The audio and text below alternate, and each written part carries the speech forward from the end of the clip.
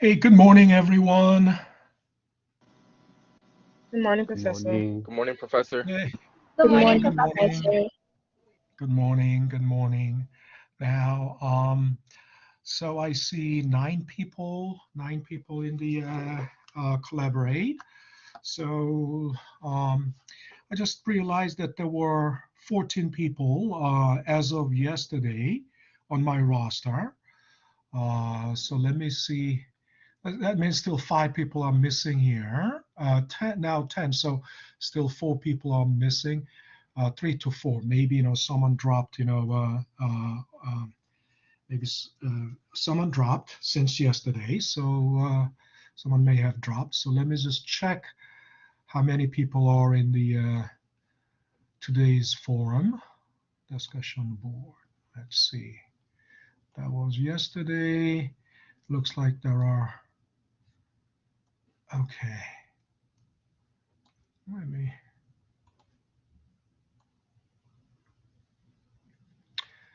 All right, 11. 11 in the, no, actually, I have two postings, so it's 10.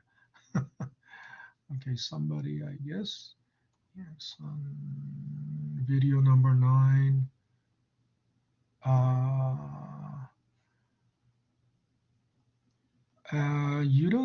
You don't have video number 9. Okay, let's see.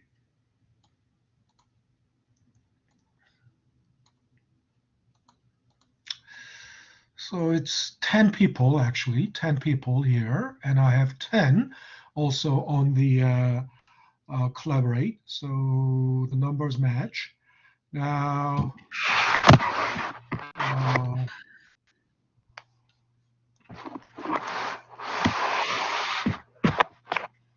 let me just quickly check.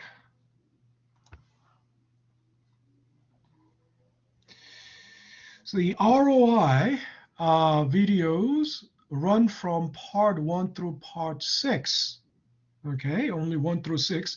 And then there's ROI and macro, right? From looking at, it's basically looking at the return on investment from macroeconomic perspective. And that runs from part 1 through part 6. This one, part 9 is not, today's January 4th, right? Oh, I see. Something was, okay, this was a problem. Why was it 6 p.m.? Okay, thank you for reminding me. So I need to, okay. So now it's complete. 9 is there. ROI macro 9 is there, 10 is there. Yesterday's recording, yesterday's session, live session recording of yesterday is there. All righty, so that completes it. And you may have noticed also, let me just briefly take you to the announcements.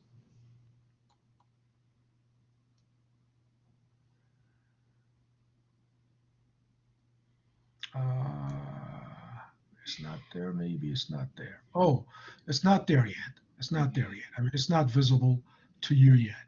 I think it is not, but it may be. Yeah, today's the 4th, so it must be.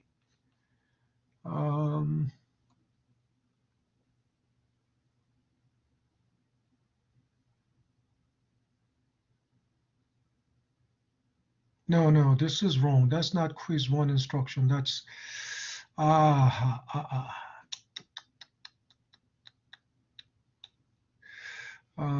actually, so this one is it's not quiz 1. Okay, this is visible, but it's not quiz 1. The title is wrong. So let me fix that. It's going to be the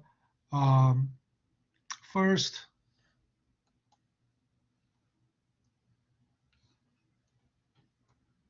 So I'm going to fix it later.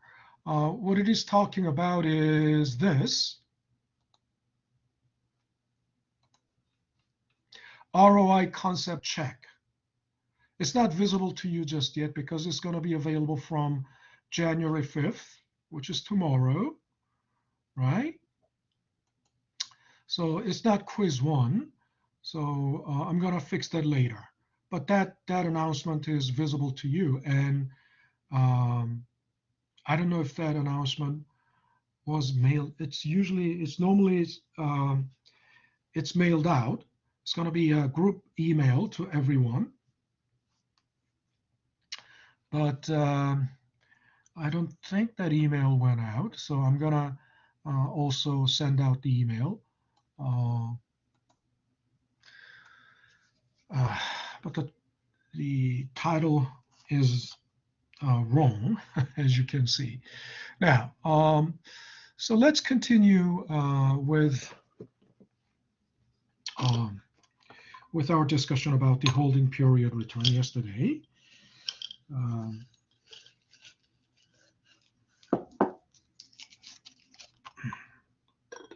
Let me take something to soothe my throat.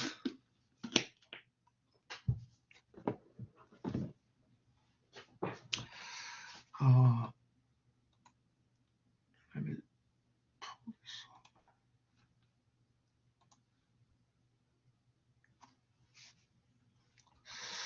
All righty. So yesterday we basically found holding period return, right? And the holding period was 11 years. 11 years in this case. And over 11 years, you had 233% return on the scenario 1. And I don't need to explain what scenario 1 is. And on the scenario 2, scenario 1 is the case where you are just using that house as your residence, right? So there can be only capital gains or capital loss or during the holding period or over the holding period. But scenario 2, under scenario 2, where you also let me do it. Okay, this way I can scroll up and down. If you freeze pane, I can scroll up and down or left and right without losing the labels. Under scenario 2, you rent it out. So there's rental income, right? So in that case, under scenario 2, wait a minute, why isn't it?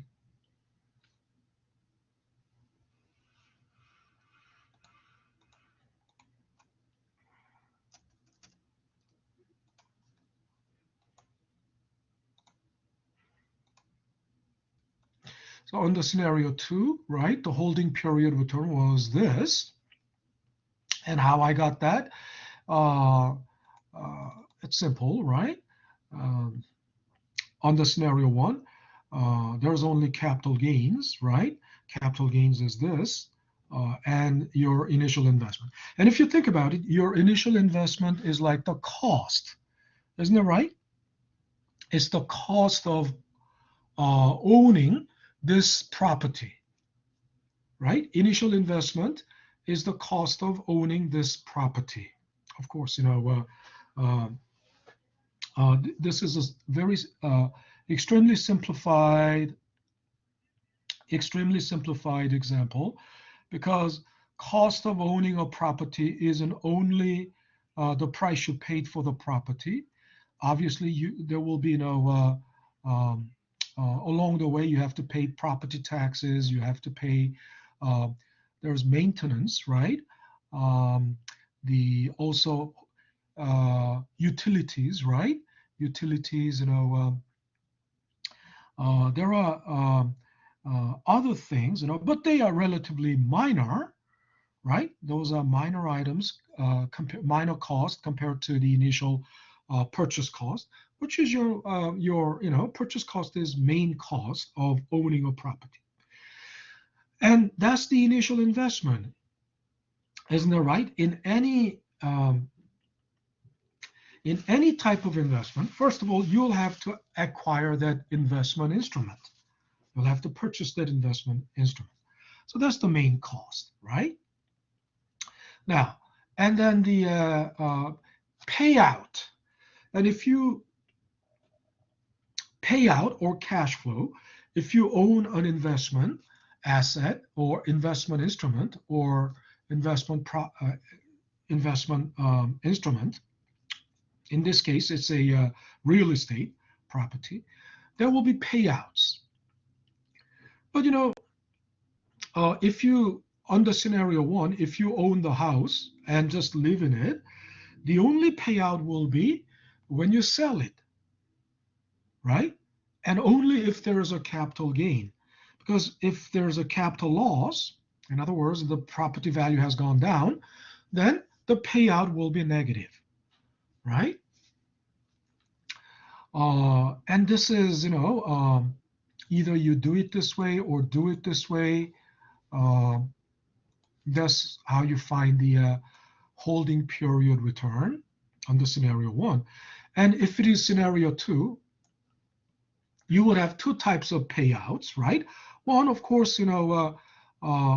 from this initial house value in the final year went up to this. So there's a capital gains, which is, major payout in this case. And then those additional cash flows, right? Additional cash flows because you rented it out, the rental income. So obviously we need two things, right? We need two things. Not there. Capital gains plus sum of all the cash flows, right? The rental income and capital gains, C14, right? This is the C14, right? And plus D14, right? This is D14. But next, let's think about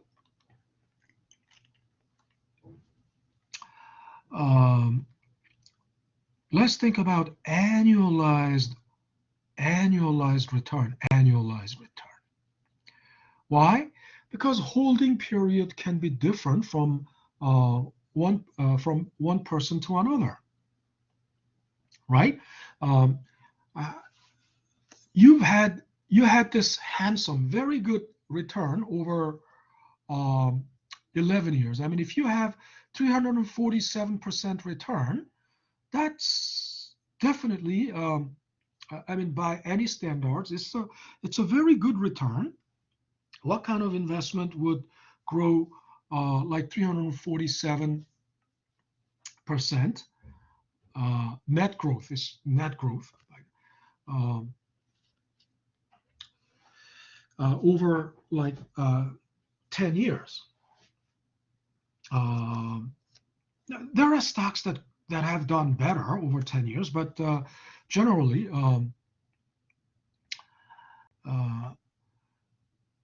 the stock market, average stock market, I can't say average because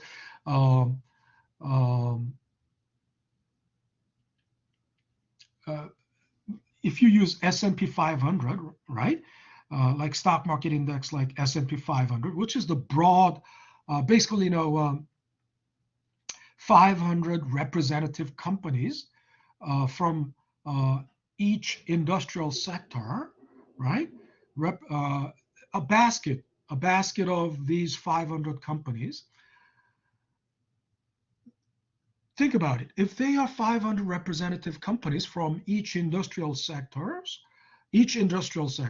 they are pretty leading companies in each industry.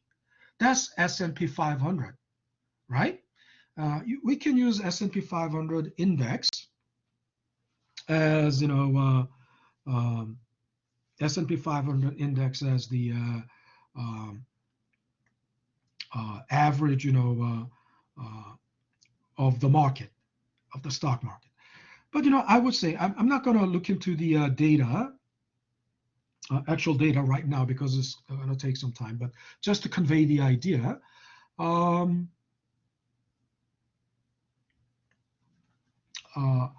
S&P 500 has, let's say S&P 500 has grown at like 10% rate a year over the last 10 years. Then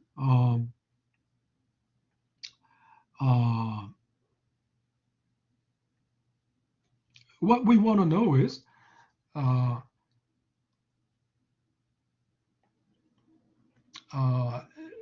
has our house been doing as well as S&P 500 or better? There are two things you can do. One, you can find the growth of S&P 500 over the last 10 years and compare it with this. And if S&P 500 has grown like 347% over the last 10 years, and I would say no, it hasn't grown like 350% over the last 10 years. But if that's the case, our house, holding this real estate has been, really good. Maybe S&P 500 has grown like 100% probably over the last 10 years, but we can check that later. Another thing is, to compare these two, I said there are two things you can do. One, because we have like 11-year time frame, we also check the growth of S&P 500 over the last 11 years, and we can compare that. Or we can find an S&P. We can also find annual growth rates of S&P 500 and compare it with annual growth rate of our house values. So either we can annualize it or just use the this total holding period. Now, the reason I'm okay, so where's my whiteboard? There.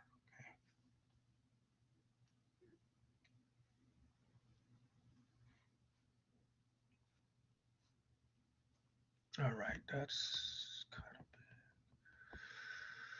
So now.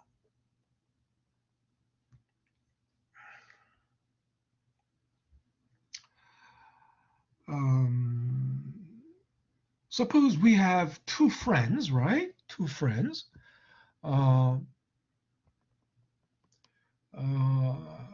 Friend A and friend B, right? They both started out with 150K, right? Suppose they both started out with 150K. Okay, suppose they all started out with different amount of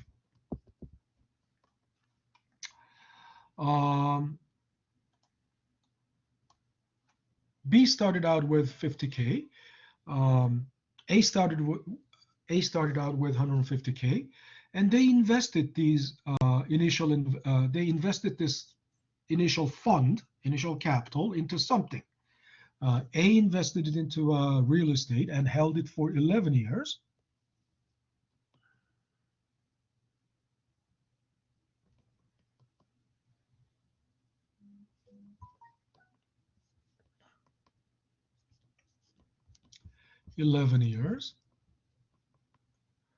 And ended up with 500K. B started out with 50K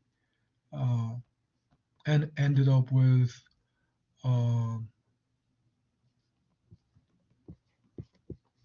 200K. And it took 20 years, let's say. Just to make it simple, let's make it 10 years here for this one. Let's say, just to make it simple.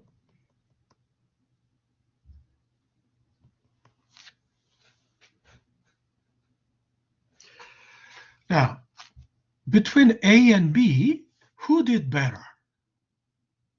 I think B did better because they started out with less, but A went from 150K to 500K in only 10 years. So they did good. They both did good, but I think Yeah, that yeah, yeah. But they both did good. Uh, so that was Leslin. Okay, Darlene, Leslin. Huh? Darlene, Darlene. That was yeah, Darlene. yeah. Okay, so Darlene. Yeah, they did. But uh, I can't give you a point just yet because it's like we cannot say um, they are they did both good. I mean there we need some discerning mind. I mean because they I would like to say they both are winners. Obviously they didn't uh, but there are times we have to split the hair, even split the hair. You understand? Because Yeah, uh, then I would say B did better because they started out with less, although they took more time to build. And yeah, I yeah, mean I just think looking at the numbers, right? This guy B did, it's four times, right? Four times.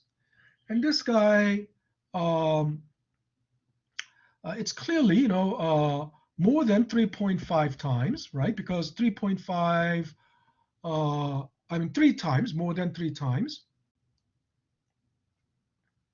because three times, right? Three times 150 is 450. I mean, it's greater than three times, right? Uh, this is exactly four times. Yeah, just looking at the number, of course, four times is greater than three times. But then think about it.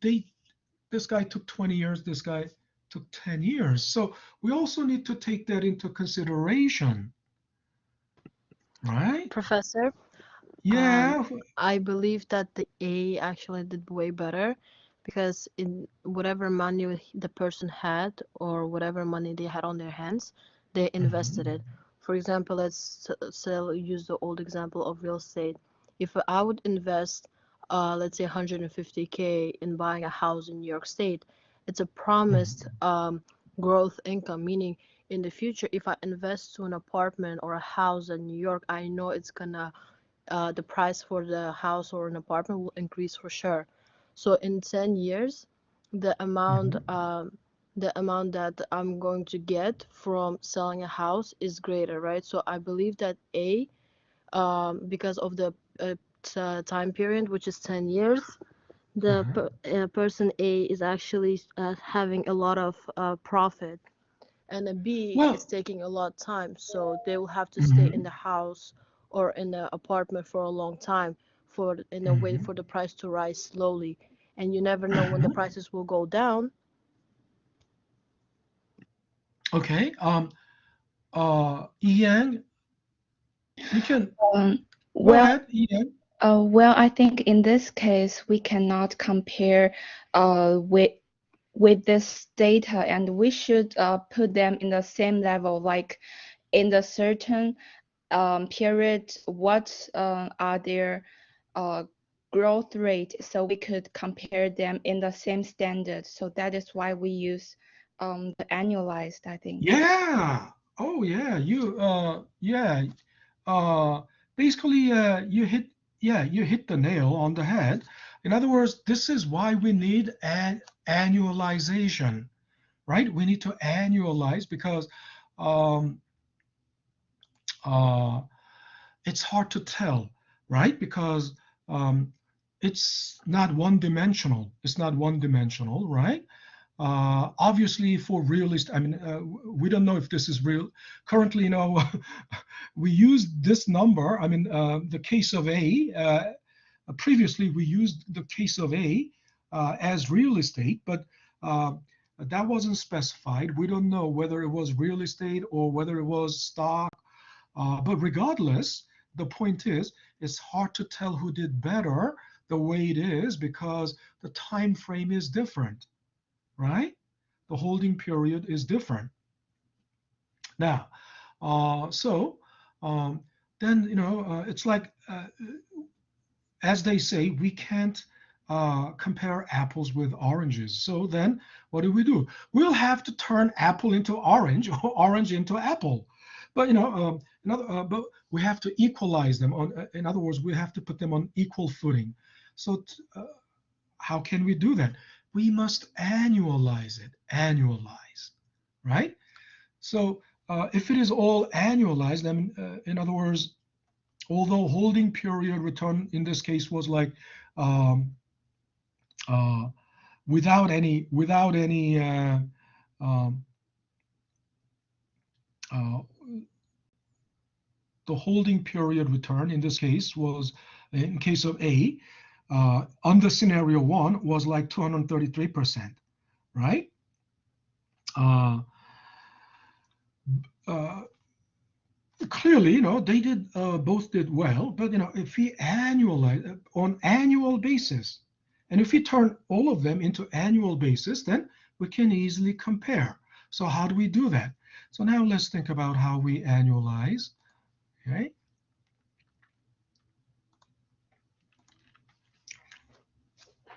So first of all, there is a difference between annual and annualized, right? People often use it interchangeably, use these two terms interchangeably in confusion, but there's a clear difference between annual and annualization. Why? Annual, this is annual. This is annual, in other words, um,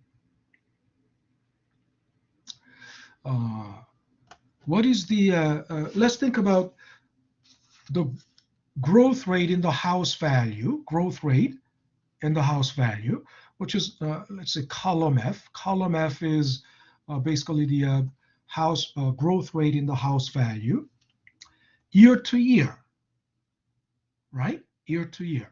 And think about it. These house values are annual data, annual. It's actually how the house value moved, house price moved over 1 year. And the growth rate. So then, to find the growth rate of the house value between year 1 and year 2, or year 10 and year 9. So think about it. This is year 11, year 10. So what's the growth rate of the house value during year 11? It's basically, it grew by this much. Isn't that right? This is what? The difference between this and this. Isn't that right? So you divide it by the initial value, because the growth happens from the previous level to the next level. Suppose you were 5 foot tall last year, and at the end of last year, at the end of this year, you are 6 foot, right? You shot up 1 foot a year. I wish I could have done that when I was younger, but people don't grow like shoot up like 1 foot a year. But if suppose just hypothetically you grew 1 foot, you shot up 1 foot a year. How do you express it in percentage, in growth rate? I mean, you can say I grew 1 foot over a year, but that's the growth of the magnitude. What's the magnitude of the growth? In other words, that's the growth rate of what, how many, what percentage. Oops. Sorry about that. Okay, I have a packet. Okay. Where was I?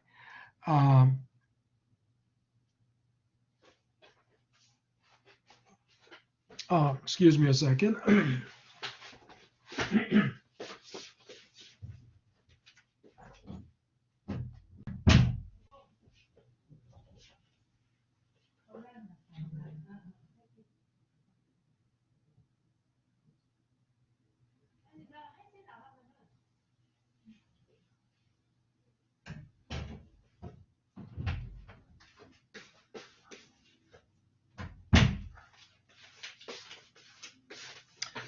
All right. Sorry about that. Um, if you grew 1 foot a year during a year, right? Um, to express it by percentage, you will have to divide that 1 foot by your original height. Isn't it right? You'll have to divide it by your original height. So 1 foot over 5 foot, 1/5, that will be 20%. That's a 20% growth, right? So that's exactly what we do, right? This is the difference between the two, right? And you divide it by the previous level, and then that will give you this. And then you drag it down. I mean, as I said, the rest of it is the same thing. Basically, it's this over this over this. So the formula is, going to be repeated. So you just drag it down. Okay. And you don't drag it down all the way here because there's no data down here, right? In other words, this is not 2004, right? This is not the house value 2004. So the initial data stops here. So we'll just drag it down just to this level because the growth happened from the end of 2005 through to the end of 2006. So it happened during 2006. So this growth rate belongs to 2006, right? Makes sense? And you might wonder, what is this? It's the average of that. It's the average. It's a simple average of that. I just took a simple average, but I'm going to tell you that's not the average, relevant average. It's just a simple average there. Simple average is also called arithmetic average. Now, what about column G? Column G is labeled R. R means return. So return is what? Return is basically the growth rate in scenario 2, or vice versa. In other words, growth rate is return in scenario 1. In other words, the reason I call it growth rate, why don't I call this return? It's return basically in scenario 1. But in scenario 1, think about it. Annually, it gave you, like in 2006, it gave you 20.77% return. In 2015, it gave you 0% return. 2014, it gave you 16% return. But return is something you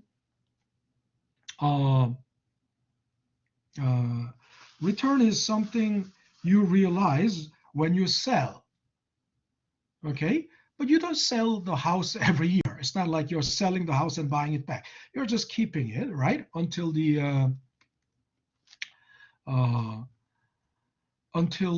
end of your holding period.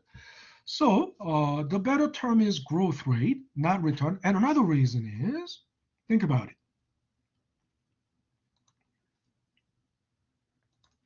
We defined return as this, right?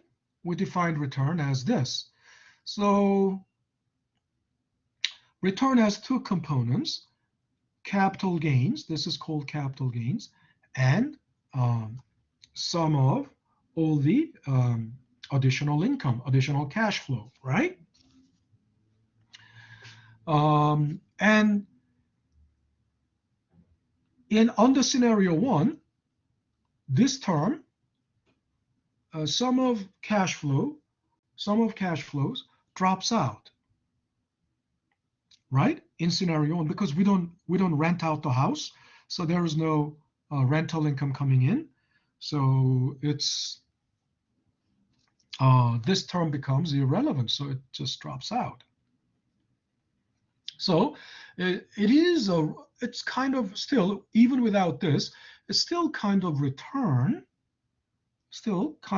without any additional income, but it's rather, I would call it rather growth rate, because you're not necessarily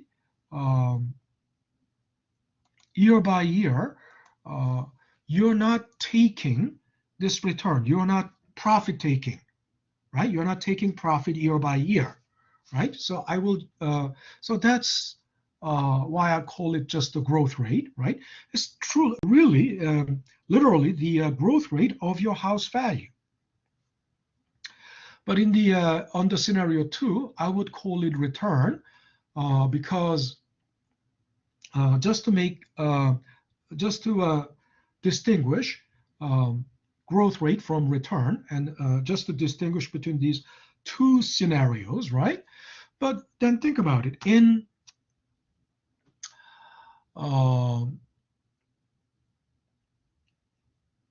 scenario 2, the annual returns are, we have two components, capital gain and the rental income, and you divide it by the house value of the previous year, right? And if you do that, okay, that's going to be the annual returns. And then one thing we can tell is from this year, right?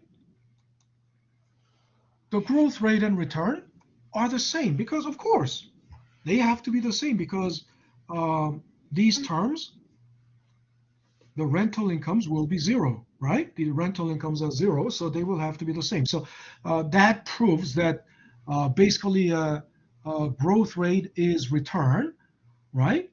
With,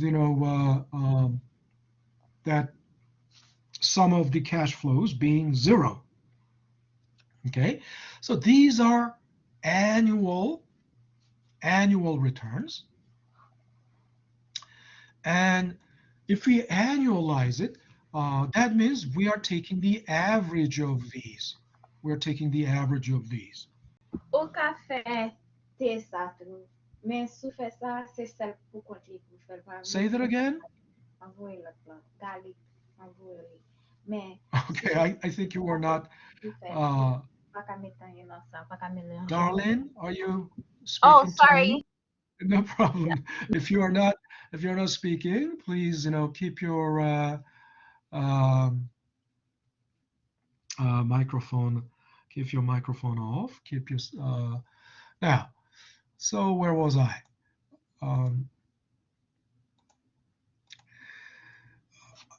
also think about it. In this example, we can understand annualization as averaging the annual returns, right? So, okay, average, take the average. It's going to come out like this. But then this average is not enough. Why? Because this is just a simple average.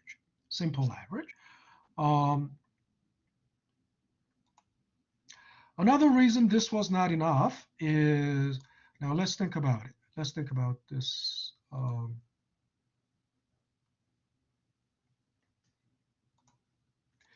We have used annual data, so we have used annual data, so we take it for granted that the annual data, we take annual data for granted. But what if, think about it, what if a holding period is less than a year?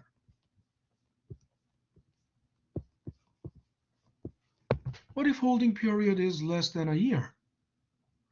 For example, like 45 days.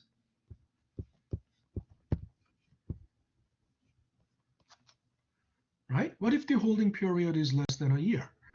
How do you compare? I mean, suppose we have a friend, another investor named C, friend C, right?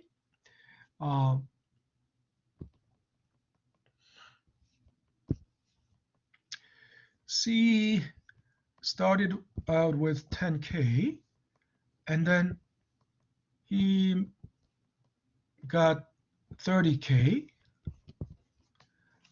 right? He turned it into 30K,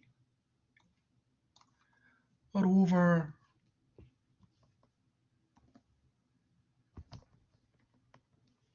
90 days, right? So how do you compare all of these? We should be able to annualize not only the timeline, not only the holding period that's greater than 1 year. I mean, you might think, oh yeah, it's not a big deal.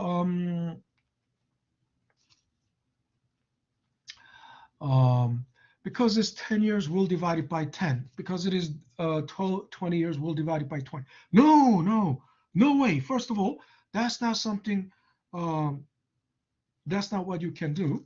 But even if that's what you can do, then how would you do this? How would you annualize this? Hmm? Of course, so the simple assumption is 90 days is like what? 90 over 365, right? 90 over, that's almost like, just roughly,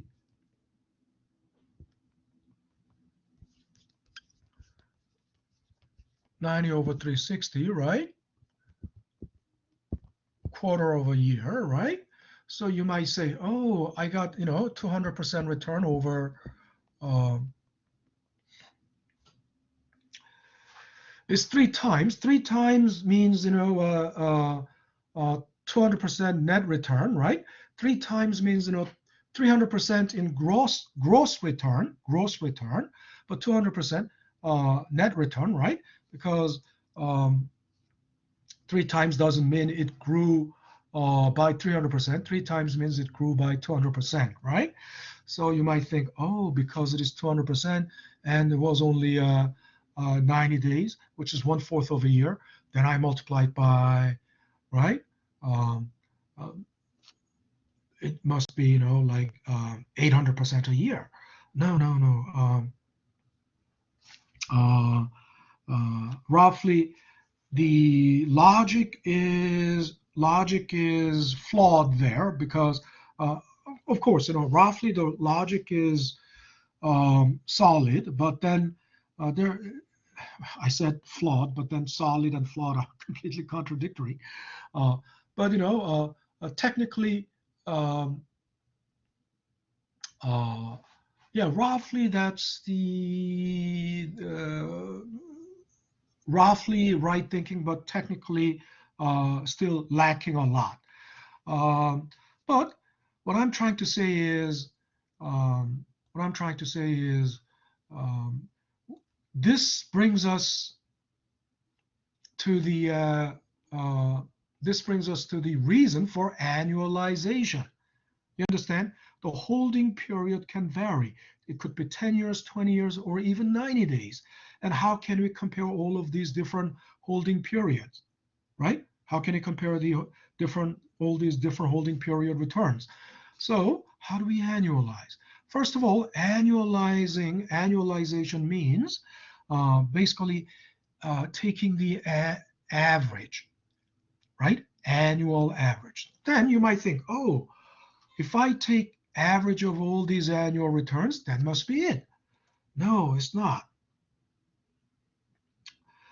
It's actually overstating the actual growth. So I wonder if you have any questions so far, because this is not, this may be a, okay.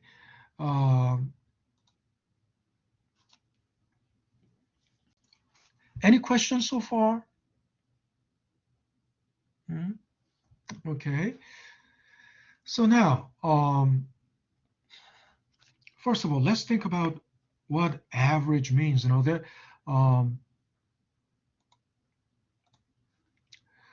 So by average, generally what you think of is simple average, Okay, there are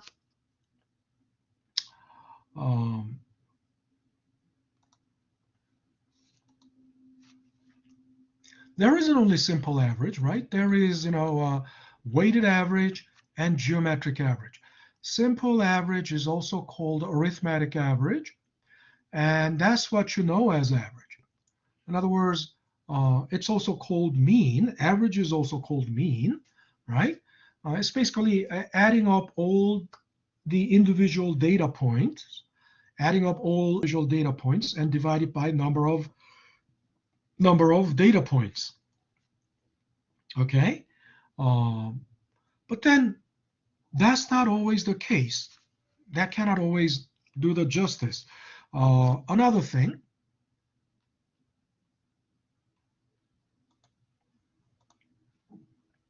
this is the simple average of the growth rate. But some people also might think, oh, it was 333%, 333% over 11 years. So can't we divide it by 11? What if we divide this by 11? No, that's not right. First of all, how do you I know it is 11 years. We can tell because it happened over 11 years. But instead of manually entering 11, just to make clear, we can use count command, and because there are 11 data points, it's 11 years, right? We can use count command and highlight the data range, and it's going to count the number of data points in that range. So it's going to give you exactly 11. If it is 11, it's going to give you 11. If it is 12, it's going to give you 12. Then it comes to something like this. And obviously we know what? This is severely, this is obviously, grossly overstated. So it's wrong. It's clearly wrong, right? And even also we can do this.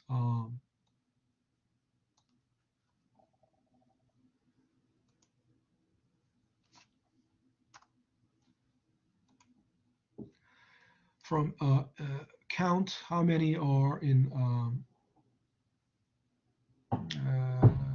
Oh no, you don't need count, but rather A12, A2 minus A13, 2016 minus 2005 will give you 11, right? The same thing.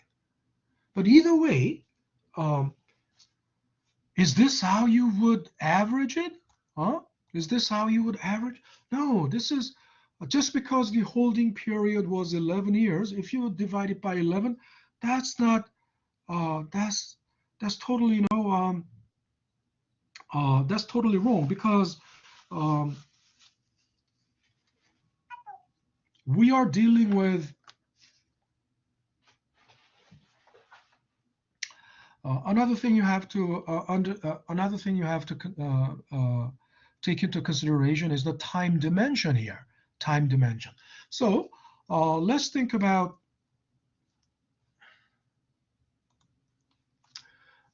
first. Let's understand what other ways of average. What other ways of averaging are there? First of all, there is weighted average. Weighted average is the opposite concept of simple average.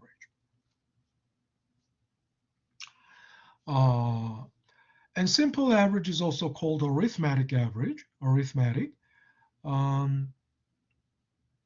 So they are the same thing. But when we pit weighted average against simple average, I mean, they are like opposite concepts, or not opposite, but rather juxtaposed concepts. Simple average versus weighted average. Now, we cannot treat, when the data points have different weights, we cannot take simple average. They must be treated differently. Different weights must be treated differently. So that's why there is weighted average. And even geometric average is also a kind of weighted average. But to explain weighted average, it will take some time. So I think it's about time to take a break. It's 12:54. So roughly 12, consider that 12:55. We'll take a 10-minute break. We'll take a 10-minute break and reconvene at 1:05. Okay, so are you there, everyone? Are you there? Is everyone there? Sounds like a plan. Thank Yes, you. Professor. Yeah. All Yes, righty, Professor. so let's Yes, take a 10 Professor. minute. Yes. Let's take a 10-minute and return at 1:05. Okay, all righty.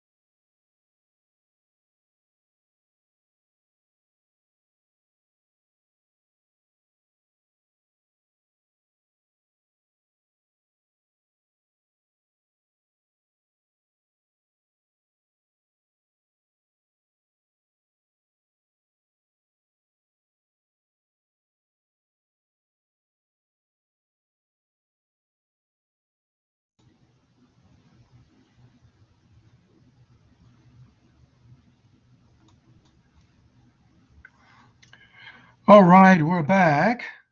We're back. So averaging the because we need to average the holding period return, annualize, in other words, and annualizing is basically taking the annual average. Oh, give me a second. I'm sorry. Give me a second. Uh, I have to answer the door. Just give me a second.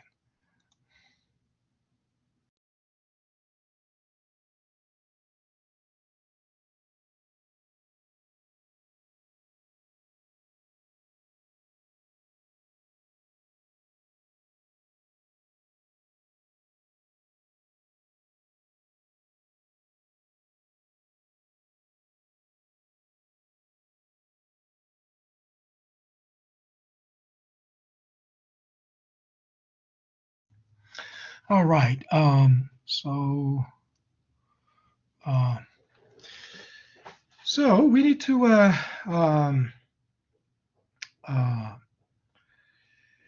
understand what the difference between simple average and weighted average and geometric average.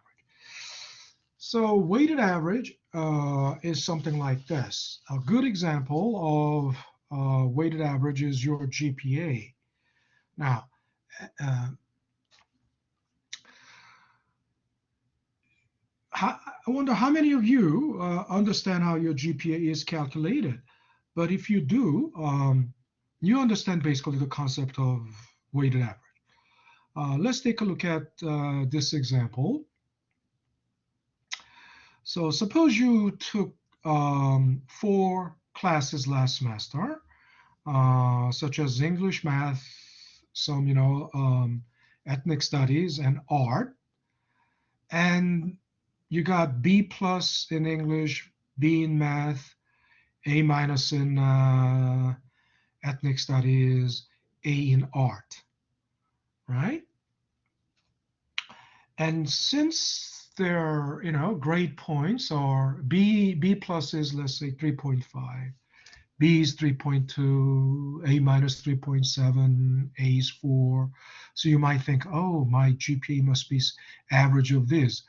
And if you take the average, in other words, simple average, you add them up, divide it by 4, and then it will come to 3.6. But then that's wrong. That's simple average. That's not weighted average. And why it is wrong? Because it's not reflecting the weights of these different courses, weights. And these different courses have different weights. Different weights are different weights are basically represented by their credits, right? And you understand weight means importance, right? When we say, not everybody's, I mean, in a democracy, everybody's voices must be, yeah, of course, ideally, everybody's voice must be weighed, taken, equally. That's why everyone can cast only one vote. Nobody has 2 votes or 3 votes. But that's not the reality in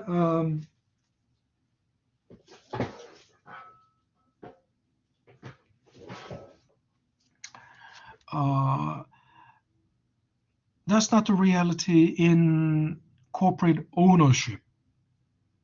Corporate ownership. For example,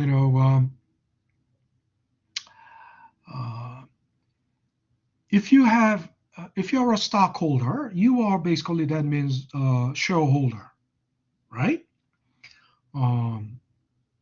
And at the shareholders meeting, of course, the stockholder doesn't mean you are really, I'm an Apple shareholder, but I don't. It's not like I attend, Apple's general shareholders meeting, annual shareholders meeting. If I want to, I can, but it's too much hassle, and it's not like I have controlling majority. I'm just an anonymous shareholder, and I have, I think I have like 50 shares or 100 shares of Apple, which is not even 0.000000001% of, right? Uh, but if I exercise my vote as owner, Apple shareholder, I can cast 100 votes. I can cast exactly the same number of votes as the number of my shares. But that's obvious, that means but then even with 100 shares, it will be just, my vote will only count for 0.000000001%, right? That's what is meant by weight, the importance, right? So the credits, why you must have noticed, most of the classes are 3 credits. But math is 4 credit. Always math is 4 credit. And some science courses are 4 credits. 4 credit science courses basically, have 3 hours of lecture and 1 hour lab or something like that. Or any 4 credit courses meet 4 hours a week. You cannot give 4 credits for a class that meets just for 3 hours a week.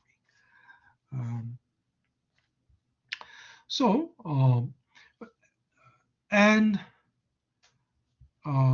some ethnic studies have 2 credit courses, and these days it's hard to find 2 credit courses. They are all 3 credits generally, but still you may be able to find 2 credit courses. In music and art, it's still not very difficult to find 2 credit courses, and in the past there was even 1 credit course. Maybe you can find 1 credit course in music and art, and those courses exist for some people who just lack 1 credit from graduating, right? But think about it. When they have different credits, that means they have different weights. So they cannot be weighed equally. They must be weighed differently. So so your GPA will reflect that different weights. So how do you reflect it? Now, so to B plus, which is worth 3.5 points, you weight it by the weight of that course, which is 3 credits. So multiply this by this, it comes to 10.5. Multiply this 3.2 by 4, comes to 12.8. Multiply this by this, comes to 7.4.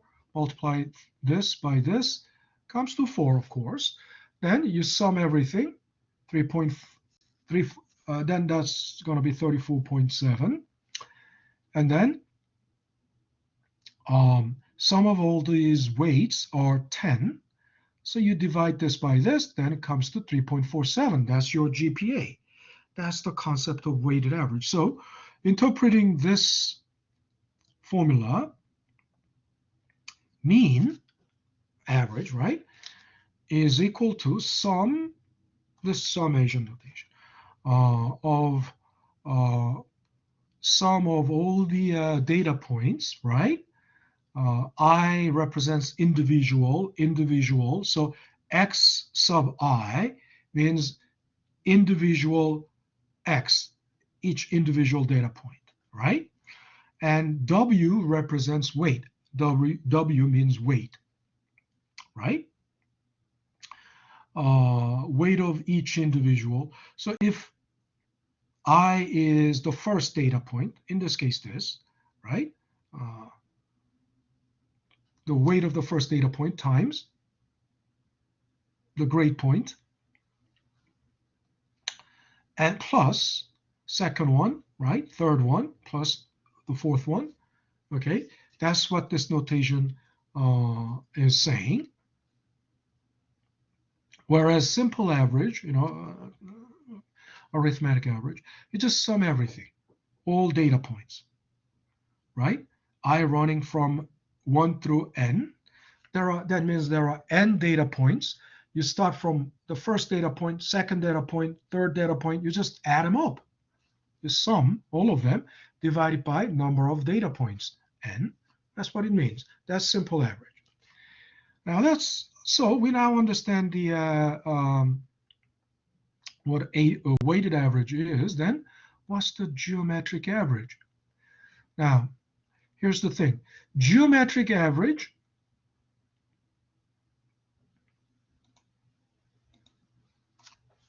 I already said geometric average is also a kind of weighted average. Why? It's weighted by time. It's time weighted, right? Geometric average is time weighted. And the reason it is time weighted is because of this.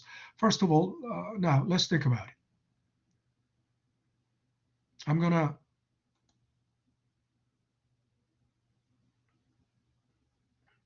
You may have noticed, what is this column? This column is this, right? I'm going to put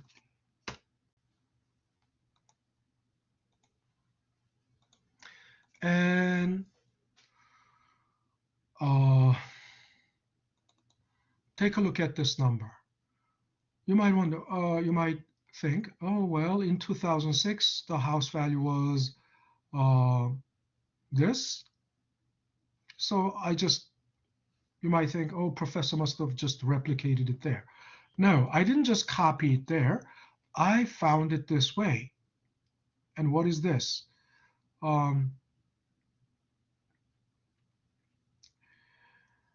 The house value of 2006 house price is exactly the result of the growth from 2005 house price.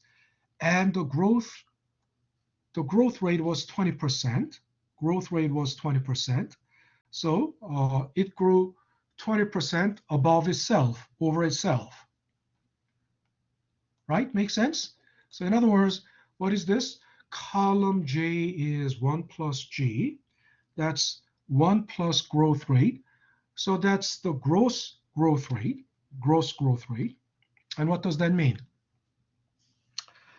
That is,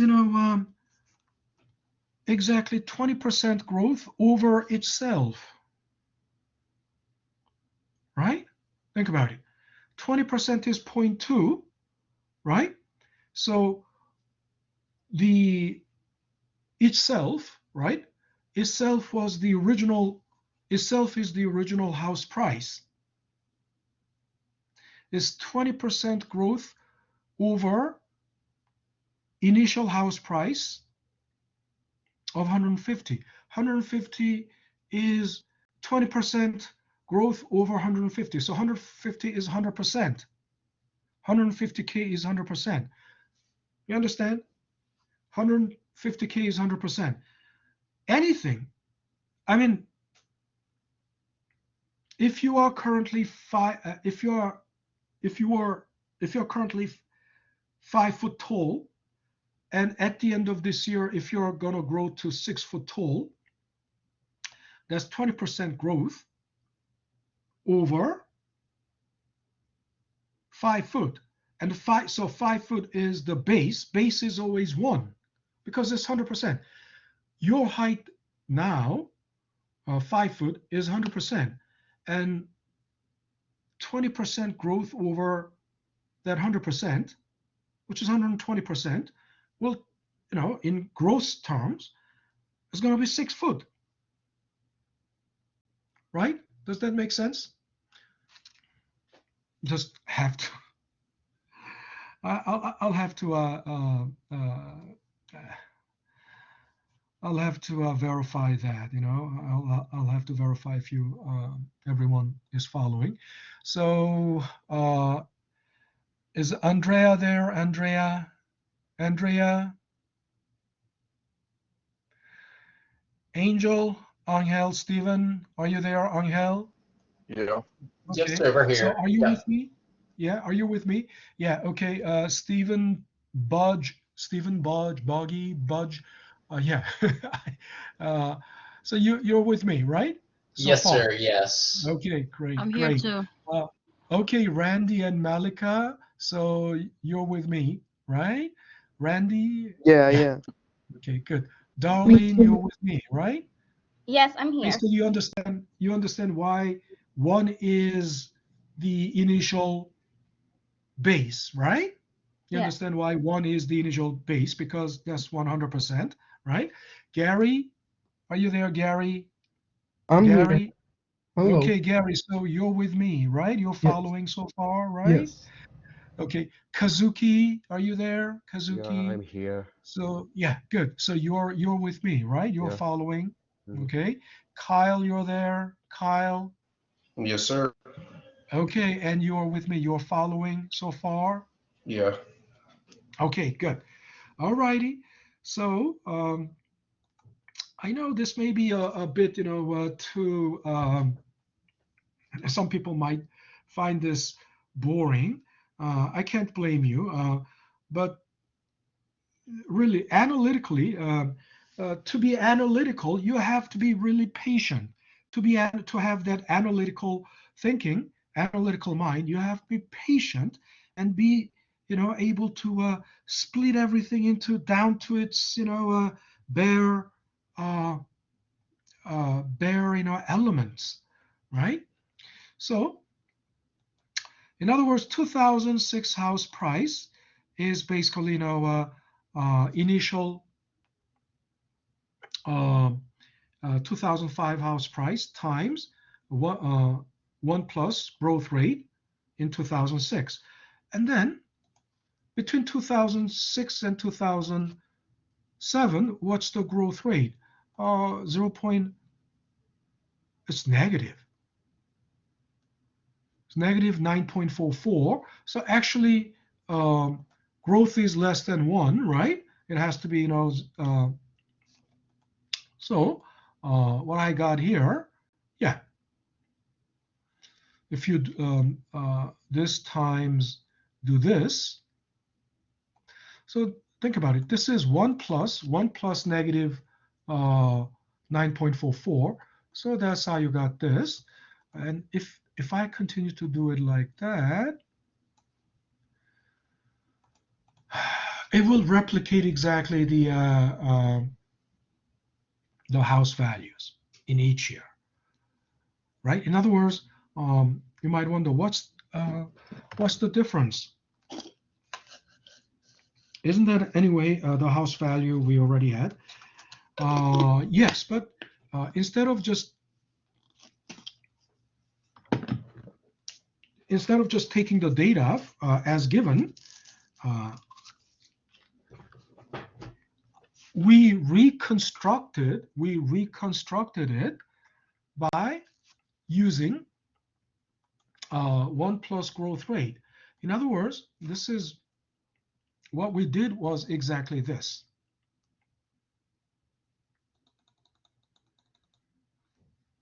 Think about it. 2006 house price is 2005 house price plus 1 plus growth rate 1. Growth rate in year 1. Right? Isn't that right? And 2007 house price is 2006 house price times 1 plus growth rate in year 2. That's exactly what we did, right? 2006 house price, 2007 house price. 1 plus, right, is 2006 house price times 1 plus growth rate in year 2, right? And we continue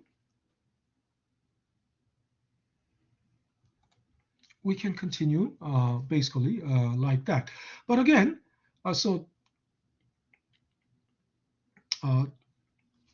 but then 2006 house price is what?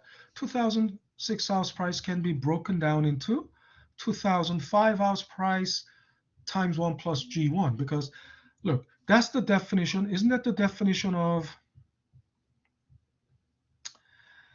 isn't this the definition of P 2006, right? I simply replace this by its own definition, and we can keep going like this. Then 2006 house price is 2015 house price times 1 plus growth rate 11, right? Growth rate in the 11th year.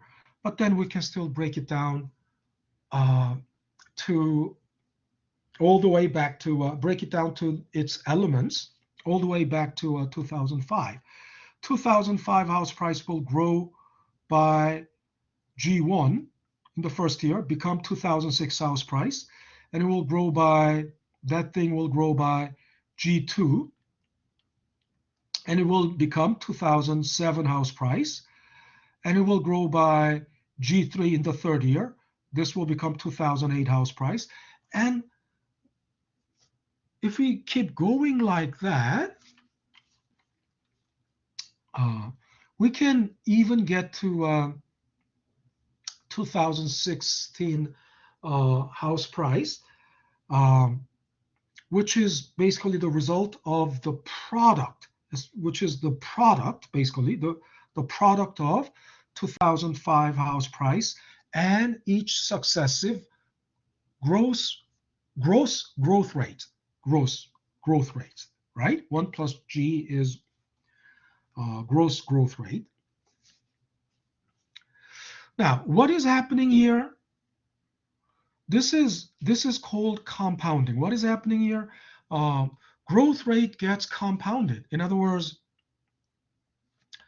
2007 house price is the result of the growth from 2005 house price, which grew by G1, which grew by 1 plus G1, and then that's 2006, and which grew 2006 house price, and that grew by 1 plus G2.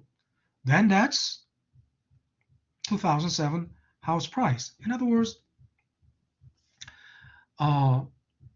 each successive year, the house price of each successive year is the result of the growth.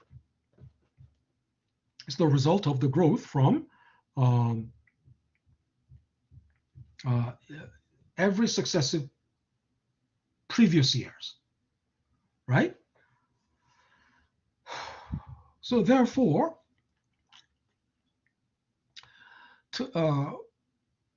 we can tell there is a every year over time there is a compounding effect. Compounding effect means something like this. If you're standing on the top of the mountain, right, snow-covered mountain, and you pick up some snow and make a snowball, and the snowball is just the size of your foot at first, right? But you drop it from the top of the mountain, right?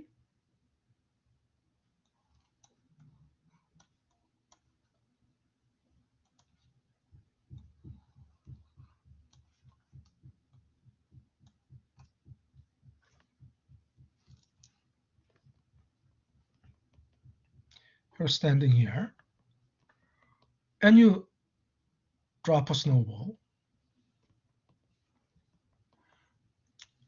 and it tumbles down, right?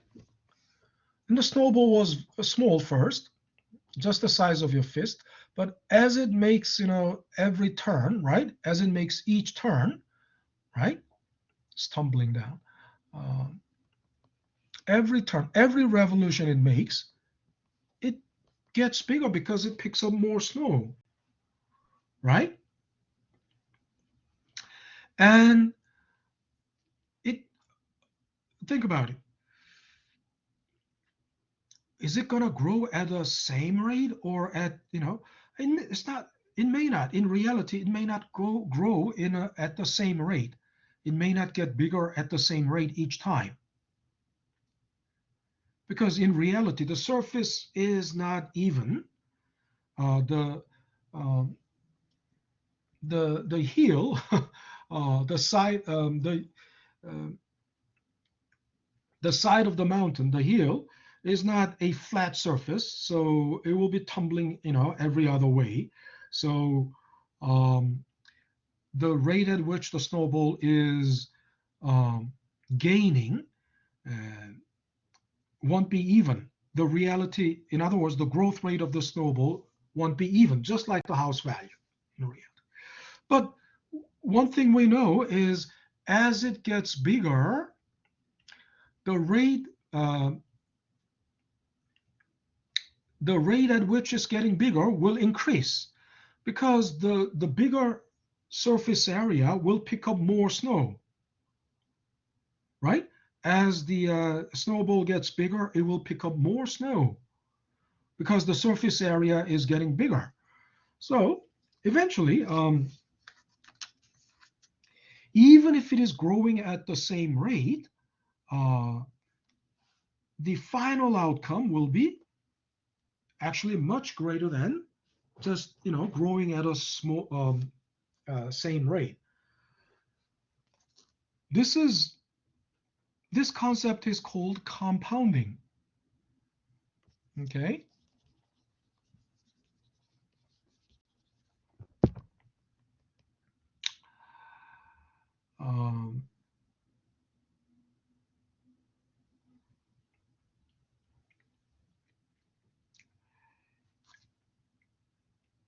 And this is happening, this compounding, through compounding, the snowball gets much bigger than it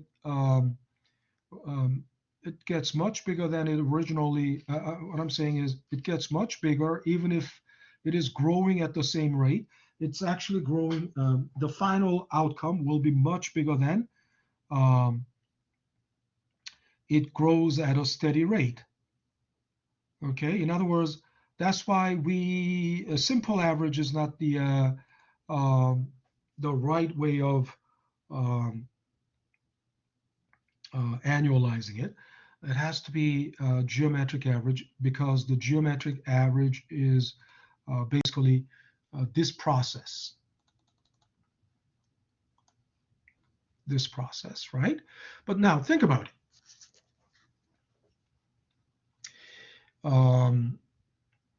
We know the growth rate every year, growth rates are not the same. But if we take the average of all these different growth rates, we did that. We took the average of all these different growth rates, and the average was like this. And we can say, oh, on average, they all grew at this rate. But again, this is simple average. This is not geometric average. But think about it. The concept is, if we find the average, can we not get to the same by multiplying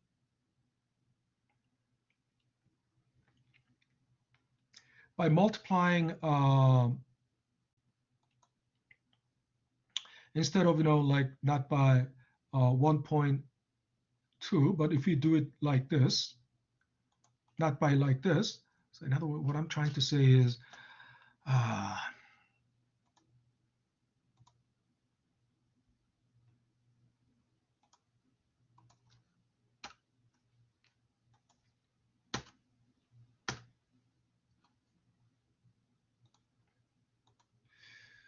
can we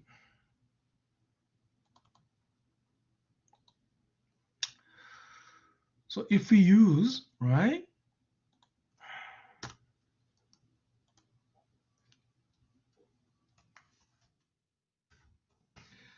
this is average. You might think, oh, if I use this,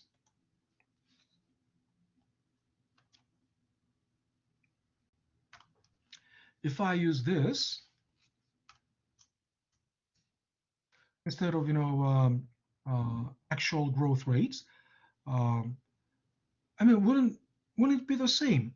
Because this average, if this is average, wouldn't it be the same? if I use this instead of the, column J, if I use this through and through, wouldn't it be the same? Because if this is the average of this, wouldn't it take me to the finally the same result? What? No, it's not going to do that. Let's see that. Let's see it.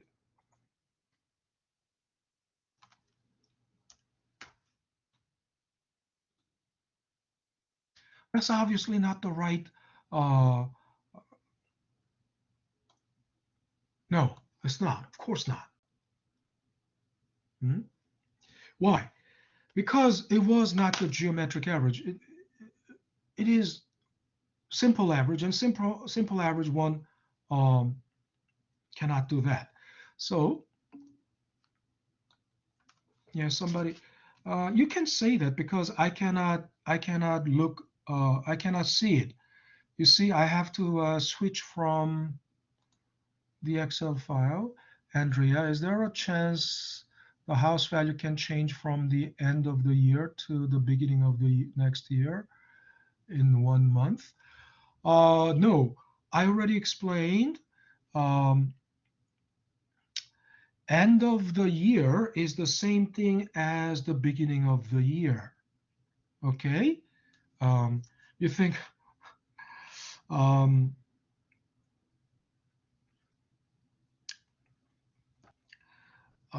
first of all, we are using annual data. Andrea, we are using annual data. That means we are collecting data at the end of each year, right? Of course, the house price changes, every minute. Of course,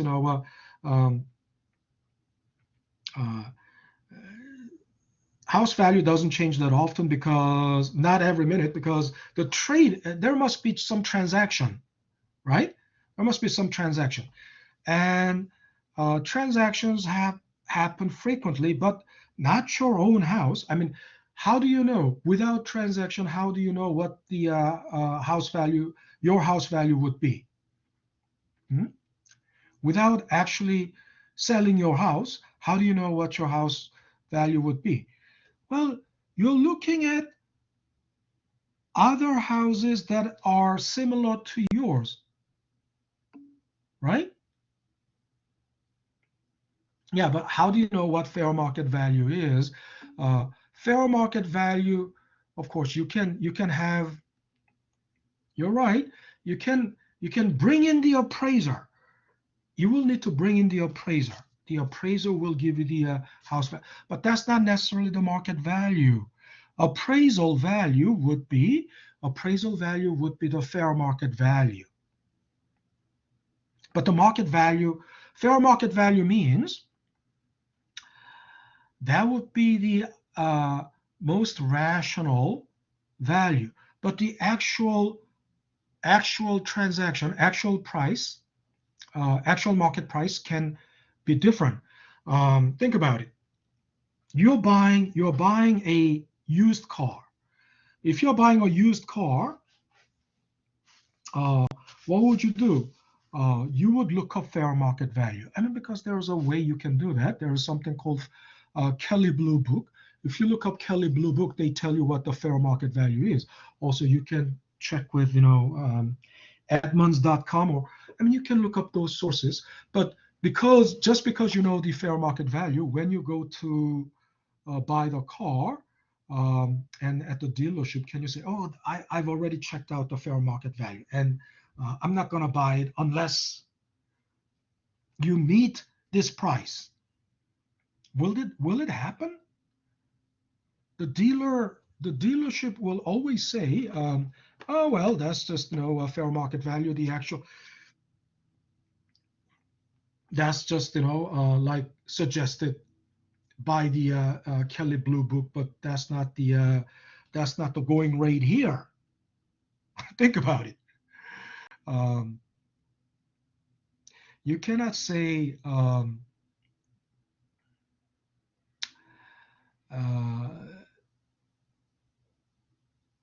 even if appraisal value of your house is $500,000, if there are no buyers, you cannot get that. You cannot sell it for $500,000. All the bids coming in are below $500,000. There are only two things that can happen. Either you don't sell it or sell it below your appraisal value. You understand? The actual transaction has nothing to do with, I mean, you can use fair market value as the benchmark, but the actual transaction, there's no guarantee it will happen at that.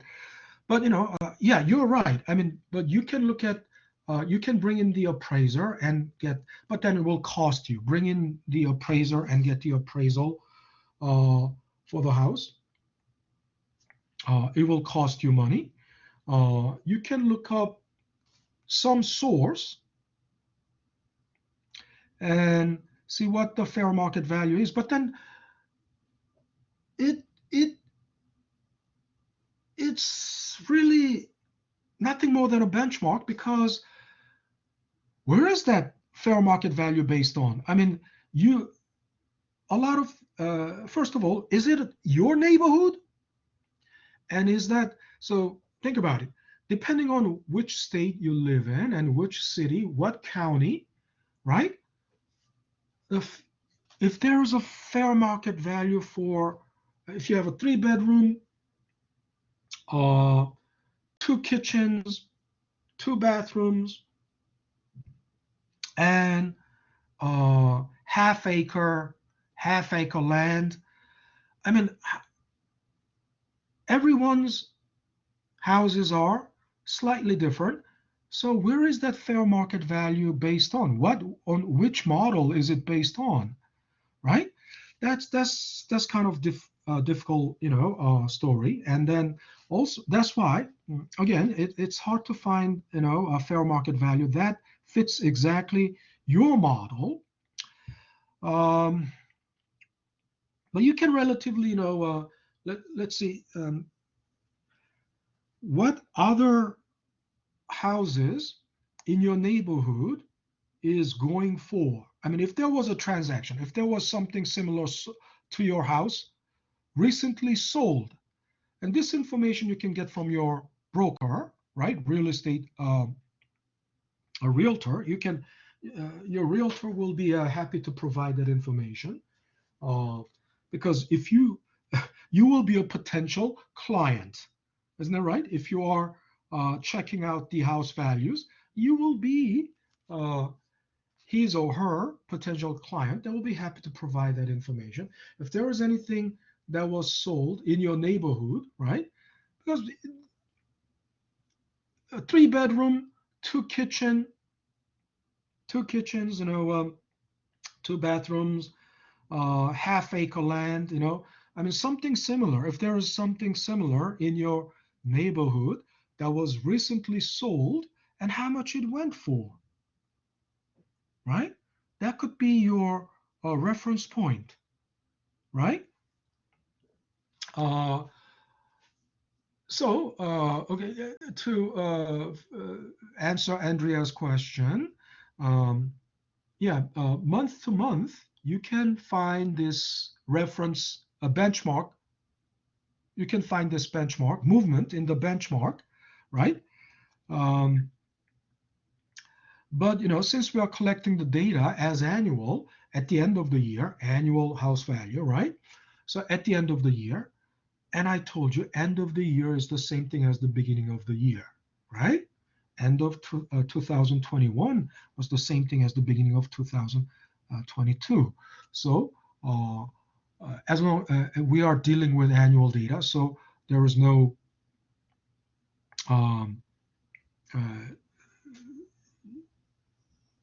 we don't consider any change other than any interim change, other than the change between 1 year to the next.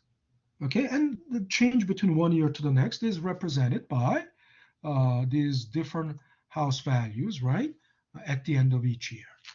So again, the point is, yeah, why couldn't it when we replaced it by this, why couldn't it replicate exactly?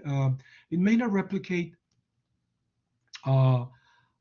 those intervening years, but at least finally you should get to the same. You should get to the same house value. Why couldn't it? It's because this is simple average. It's not geometric average. So how do we? How do we find geometric average? So let me give you the formula for geometric average, straightforward.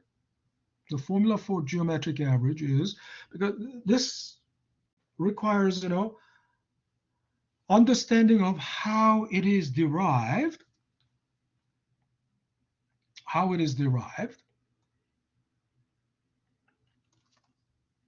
So first of all, what is this? It is basically, this generalized. You understand? Instead of, time specific year as the time subscript, I put it, I replaced the time subscript by t plus n, because it can be generalized then. Whatever the t is, right? If t is 2005, t plus 1 is 2006, right? T plus 2 is 2007, and so on, right?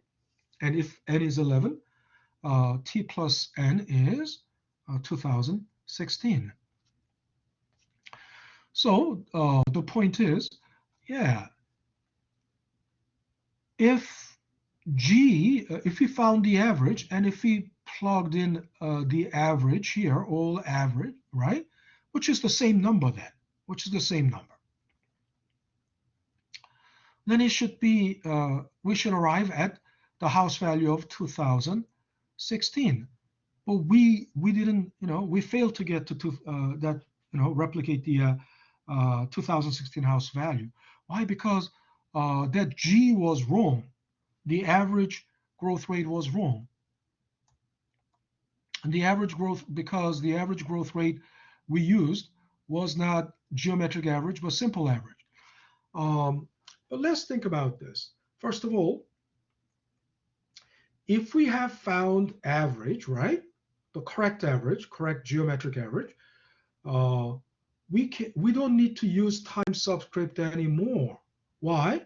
Because we need time subscript to distinguish between growth rate in year 1, year 2, year 3, year 4, year 5, right?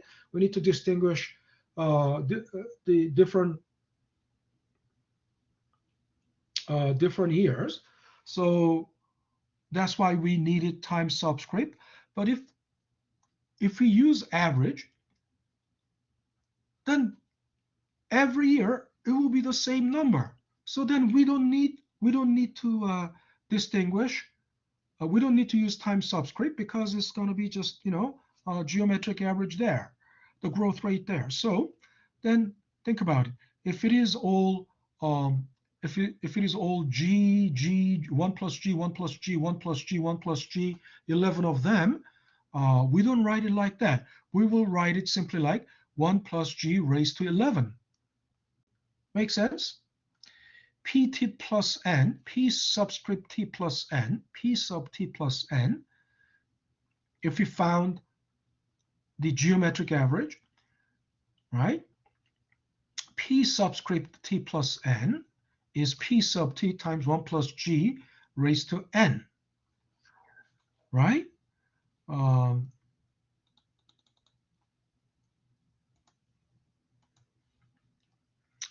So in our example, P 2016 should be equal to P 2005 times 1 plus G, the geometric average, raised to 11th power, right?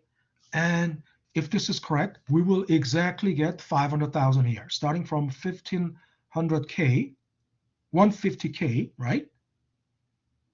150K, 150K, times 1 plus G raised to 11th power will give you exactly 500K, right? So this is the formula for geometric average. But how we got here, it's going to be another story. So we're going to talk about that in the third topic. So the geometric average or the growth rate is pt plus n over pt raised to 1 over n minus 1. So in other words, I also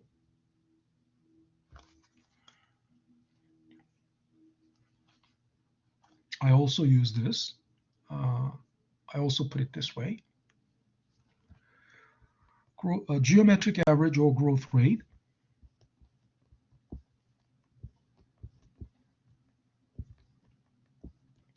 f the future value over present value raised to 1 over n minus 1. Okay, think about it.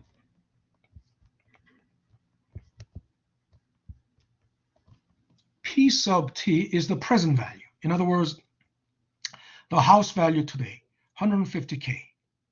11 years later, right? If today is 2000, beginning of 2006, right? Or end of 2005, if that's today, right? End of 2016 will be future, right? If n is 11, right? P sub t plus n, that's future value. And there are n years between time t n, time t plus n, right? So now that's how you find the geometric average only under scenario 1. I'll tell you, only under scenario 1.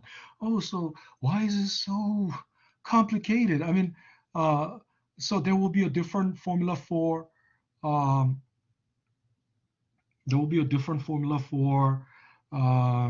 scenario 2. Yes, but not much different, not very much different from this.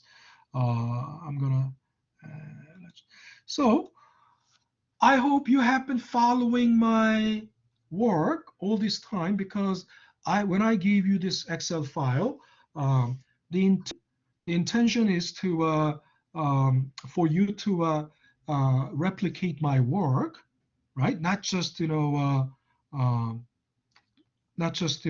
watch it just without doing anything, right? You need to exactly replicate my work to understand what's going on.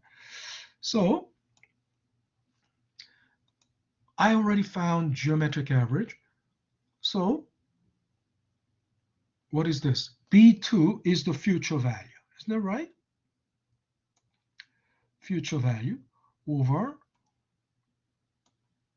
B13 is the present value, or PT, right? B13 is PT. B2 is PT plus N raised to that symbol. You don't know what a powerful, you don't know how powerful a symbol that is. That is actually, the name is caret, actually. My handwriting is, its official name is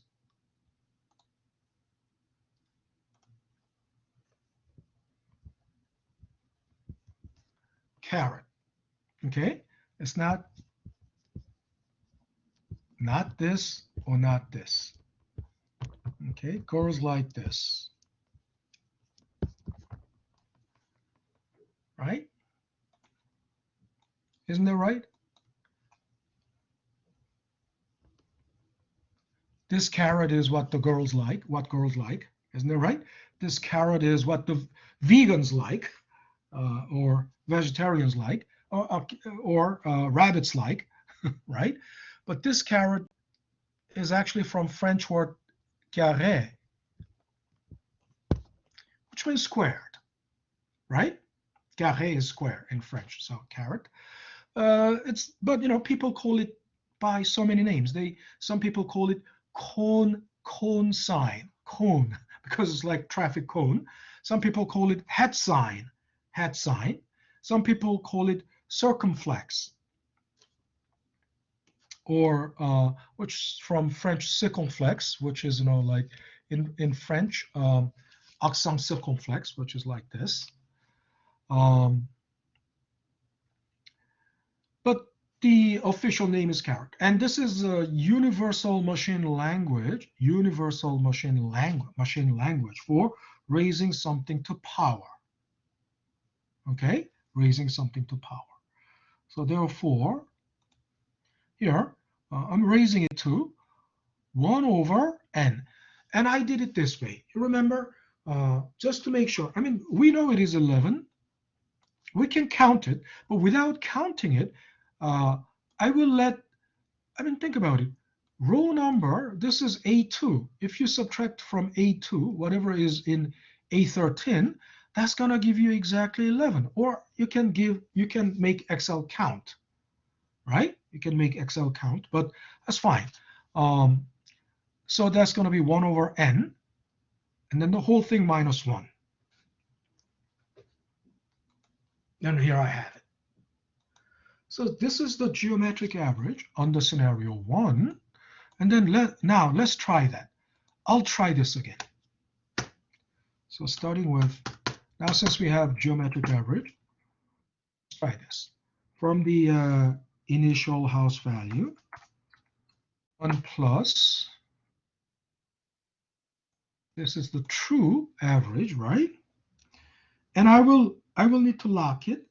Why? Because if I don't lock it, locking it is if you hit F4, right? Some people may function key, right? It's function key. So depending on your computer's setting, you might need to also hit function key next to the Windows key or control key together with F4, or you may not. You can just hit F4. It's going to lock F18. Why did I lock F18? Because if I don't lock it, because I'm going to copy this and paste it all the way up. I will drag it up.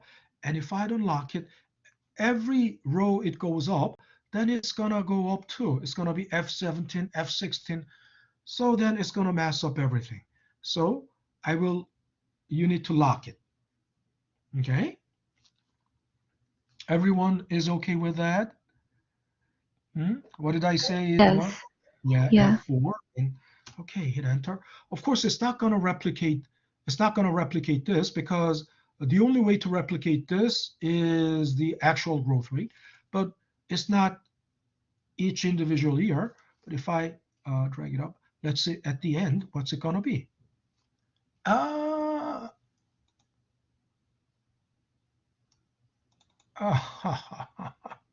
Okay. All right. Something.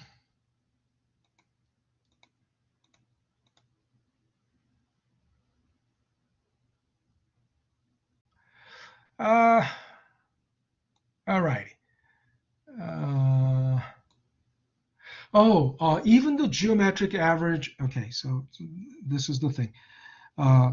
Even the geometric average will not exactly replicate the final value. Not this way. I mean, because we are using it will do it. I'm going to show you. It will do it if I'm doing it like. You know why? Because I did it like for every year. I did it for every year. But if I do it based on this, times 1 plus this raised to 11.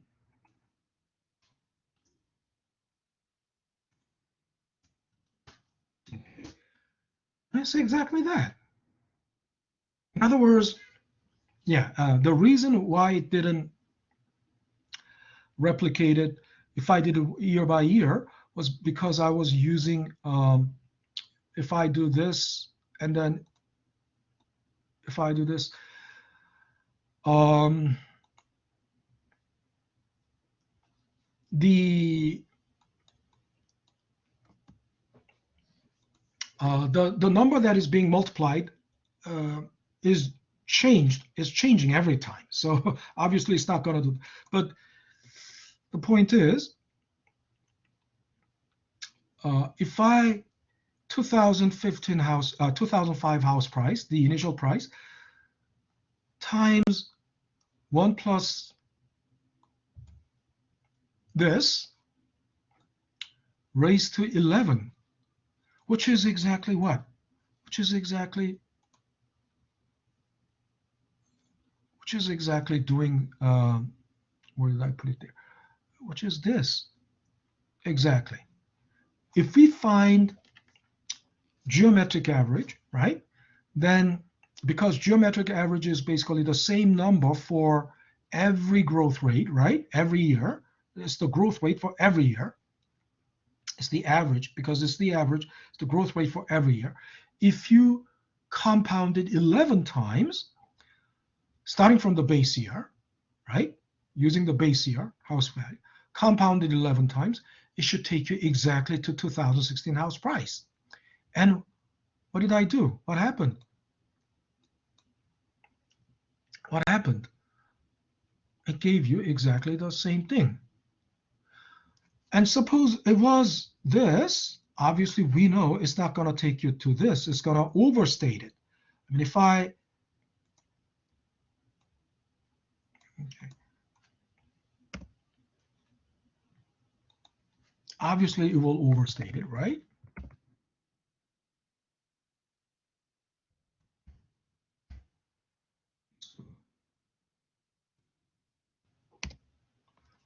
That will give me exactly 11 years, right? See, it's going to overstate it. So that's why simple average is incorrect. It's not, we cannot use simple average. We have to use geometric average, okay? Because it's going to overstate it. And the reason it overstates is because simple average doesn't account for the compounding effect, right? And everything that grows over time has compounding effect, because next year's house value is the result of the growth from this year's house value, and the year after next year is the result of next year's house value, growth from next year's house value, which is the result of growth from this year's house value, which, basically, um, um, in everything that's growing, right, there's time dimension, and this time dimension is having that compounding effect. All righty. So I think this is a good time to take a break. It's 2:05, so if we come back, it's 2:15. And then, yeah, I think in 15 minutes I can do the rest of it. So let's take a 10-minute. You might think, why? It's just, we just have about 25 minutes left. Can we not just? I have cardiac, and I have to give my heart and throat some rest. So let's take a 10-minute break and reconvene at 2:15. Okay. All righty. Let's take 10 minutes.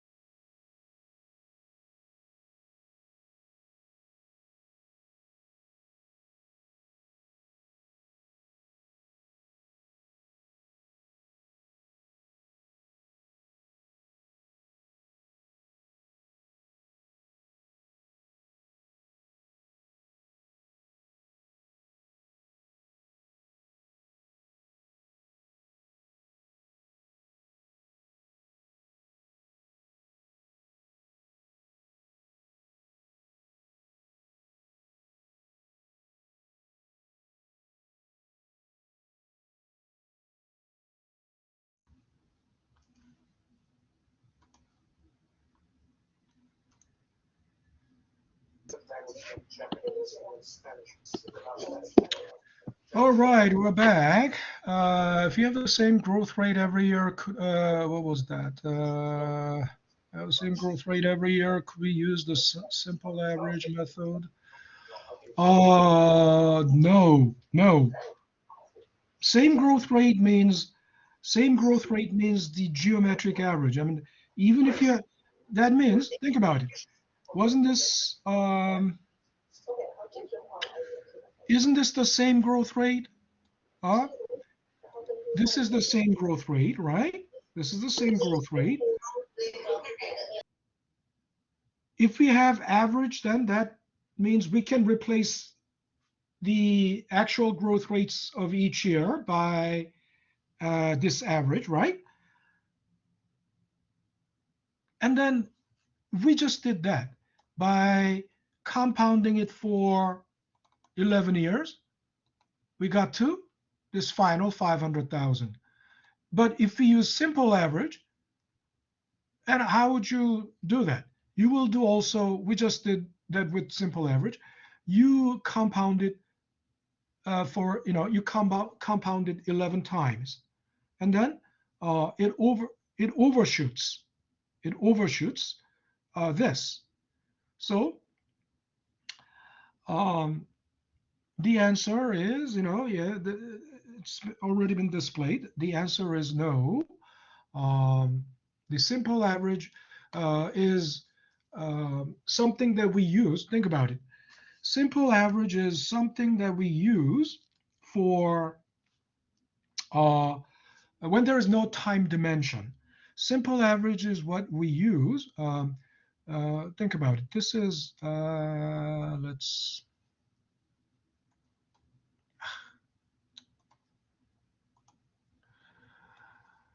simple average is what we do when we have something like this. Suppose I want to take the average height of everyone in this class, right?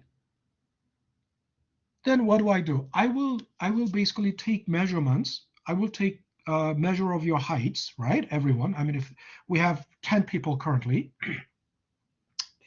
in this collaborate session, but on the roster there are 14 people, 13 to 14 people. So let's say I take your heights, so 10 data points. I got 10 data points. Then what do? I sum all that, divide it by 10, right? And then, so basically, simple average is, think about it. Xi represents your individual height. And so I runs from 1 through 10. So I sum every individual height and divide it by 10. In other words, if it is n, let's not say 10, just n, because n can be any number, divided by n. So that's simple average.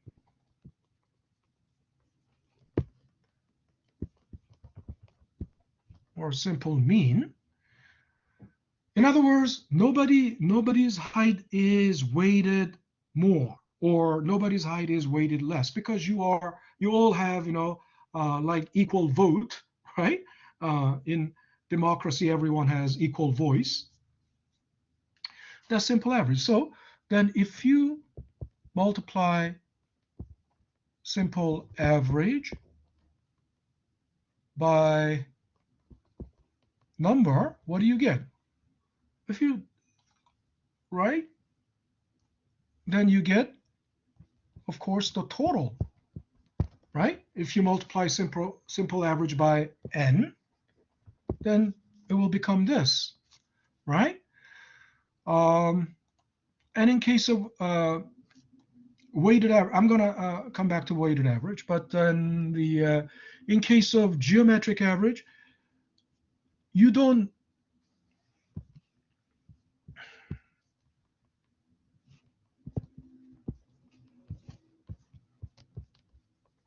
you got to the geometric average by, I'm sorry,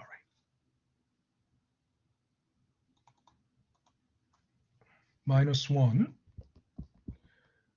You got to the geometric average by doing this. You can consider, or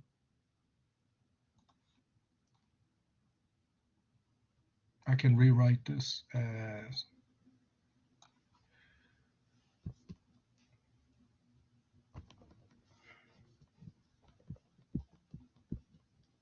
PT plus N over PT. But then think about it.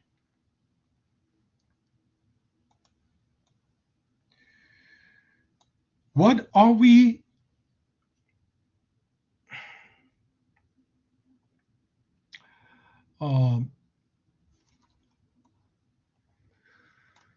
in simple average, we know it's this divided by this, so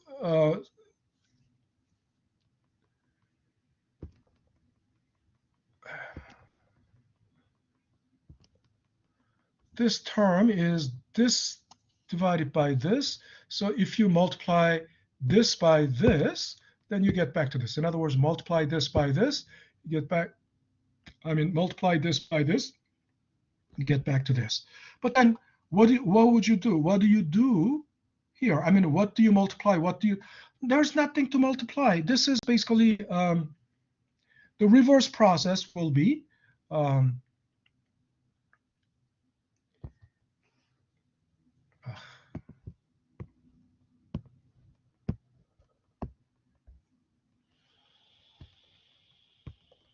the reverse process is you will get PT plus N over PT, this side, and you'll get this here.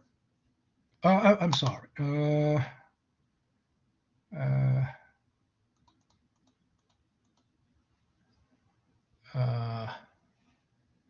You move this to the other side, then it's going to be positive. You get this, and then this. You know what happened here? What happened here is first,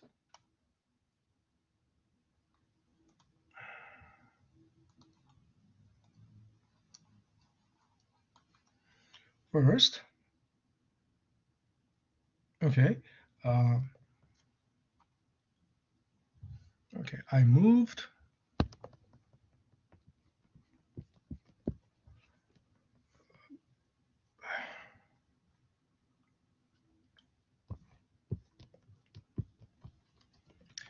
first, I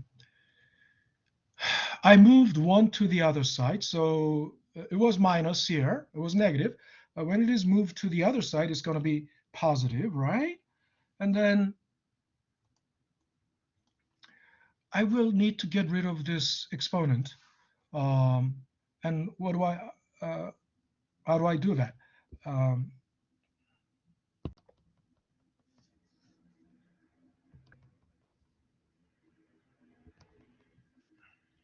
I will need to, I'll just use, something in the bracket, not to write everything all over again. To lose this, I will need to raise both sides by n. I will need to raise both sides by to nth power. Then this and this will cancel out. So I come to PT plus N over PT. And on the right-hand side, I'll have 1 plus G raised to N.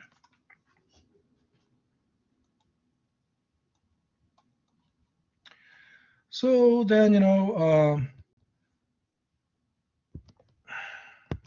think about it. I'm dividing this by this, and I got to this. So if I multiply this and this, then I will get to that. So PT plus N is PT times 1 plus g raised to n. So what is that? That's how we got to 2006. That's what compounding is. That's how we got to 2016 house price from 2005 house price. 2005, that's 5. 1 plus geometric average raised to 11, right?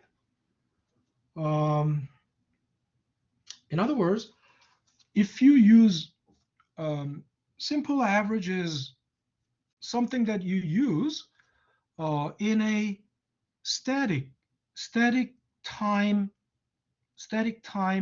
plane. In other words, if I take your average height of you, then I have to collect that data. I have to collect your height data at the same time, synchronic, right? The data would be synchronic. I cannot think about it. I cannot use somebody's height from 2 years ago and somebody's height from 1 year ago and somebody's height from this year or somebody's height. I mean, all the heights, your height data must come from the same point in time. Isn't it right? That's called cross-sectional data. Cross-sectional data is also called latitudinal data. Think about it. If I take the average height or average weight of the people in this class, then I will have to use the data that was taken at the same time. Isn't that right? Don't you agree? I cannot use data from different times. One person from 2008, one person from 2016.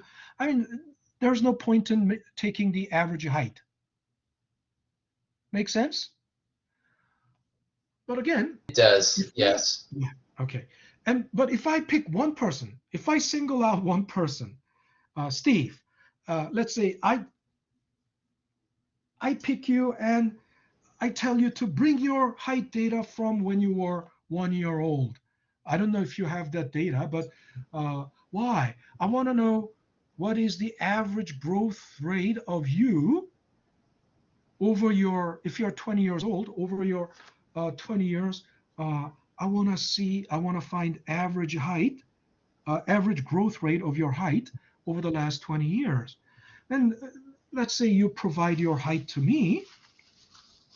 So think about it. This is not synchronic, or this is not cross-sectional data.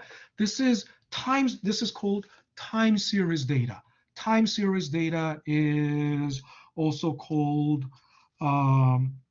time series is the opposite of cross-sectional. It's also called longitudinal data. I can take average growth rate of you individually, one person at a time.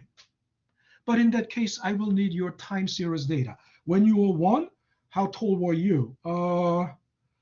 10 inches. I don't know, 12 inches. Or when you were 2, how tall? If I have 20 years data of your heights, then I can find average growth rate per year. Average, in other words, annualized growth rate. Of course, whether it is useful or not. Why? Because you may not be interested in your growth rate anymore because you are now 20 years old and now you're 6 feet. It doesn't matter what happened in the past, whether you were 4 feet when you were 12, doesn't matter. But this is important in finance. Why?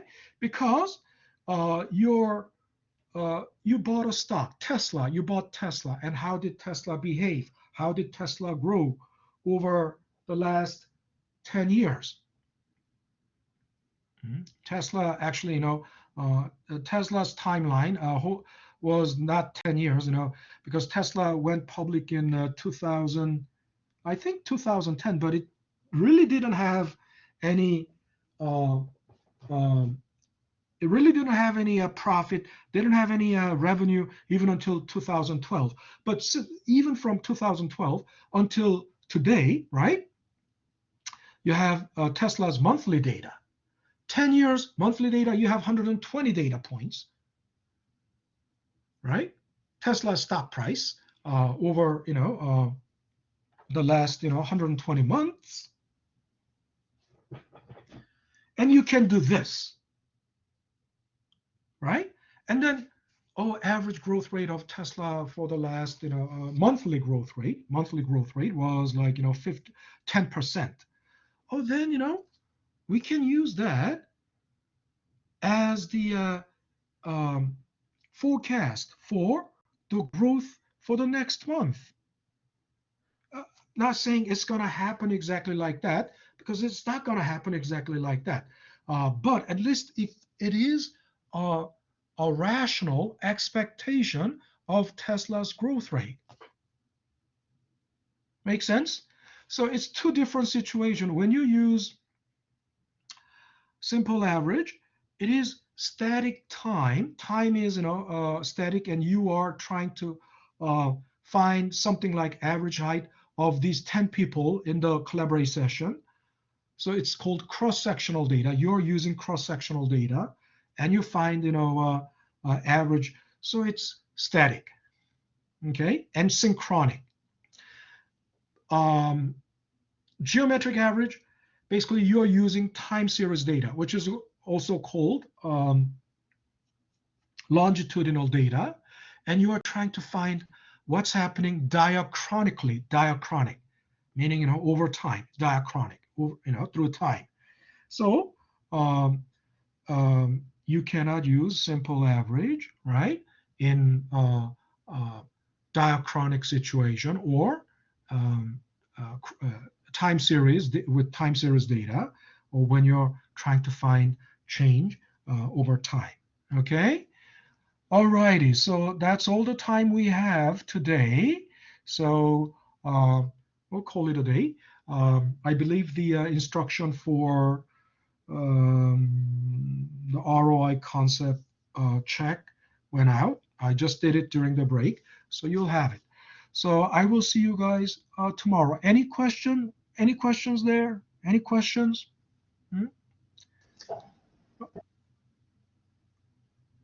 All righty. If there are no questions, yeah, exactly.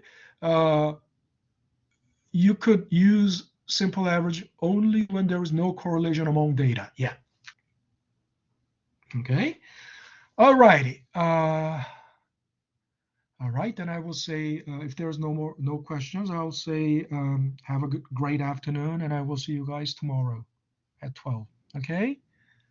Thank you, Professor. All right. All right. Take care, everyone. Take care, darling. Take care, Yang. Thank you. All right, Stephen. Thank you, Professor. Take care. Malika, take care. Have a great afternoon. Yang, your question was, can we write 1,000 rather than 1,000 in the exam? No. If ever, use comma, right? Each problem will say exactly what to do, and yeah, you'll need to use comma every. All righty. All right, I'm gonna stop recording and stop sharing, stop recording, and sign out.